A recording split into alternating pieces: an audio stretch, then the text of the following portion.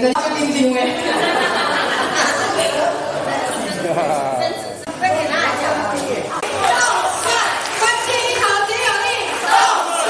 好，那我们在今天记者会的最后哈，我们请陈杰动帅，陈杰动帅，陈杰因为要开理事会以前，那大家非常关心，说政府他们要对劳保已经改革这个区块，那对整个所有的劳工他晚年的生活冲击很大，那而且对整个工会伤害也很大。那所以说后来就大家有一个想法，就希望能够找了各县市都各选区能够找适当候选人出来参选。那后来工会里面就提议就是说，你本身身为理事长，你应该要出来参选。那后来我才想到就是说，因为彰化发展分园这3个乡镇事实上是落后很多。那我有一个希望，咱将来我都发展，咱的子孙来当田吼。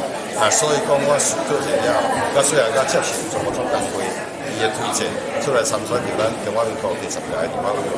我的目标就是一项，我真正爱彰化，我真正真爱彰化之外，因为我不愿意看到彰化继续的退步。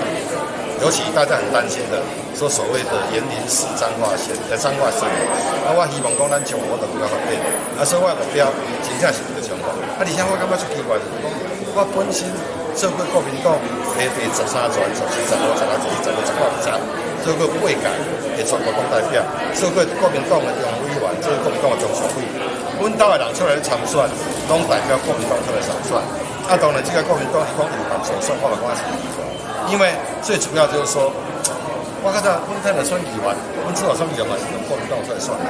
那当然，我是尊重党他的处理方式，但是我对党当然是难过不满。那我也期待吴主席，你本身还要做一个思考，不要每天坐在办公室只想着你的国民党不起。到目前为止，应该是还没有考虑到什么因素。那原先国民党也有推出人选嘛？对。那万一如果出来要参选的话，会面对感激的话，因为我刚好提到一点，我是这样拿。因为事实上有很多国民党党员他私下讲，他跟我讲，他说国民党那安尼走，那安尼走，那结果他这一点语气，我相信你都会很清楚。那我也不说。那当然，我也第一点就是说。国民党他的处理方式，当然可以尊重，但是党当然必须所有的民众他的需要我很清楚。我嘛希望讲咱的子孙啊，我都留回去。咱的子孙啊，免利用违建去外面去上班，因为我过去较早曾经捌伫台中县透早6点我要调过去上班。那当然他那一种心境，他那一种所谓的他的无奈，非常的清楚。那所以说我来自基层，我从最基层的出身，对一个。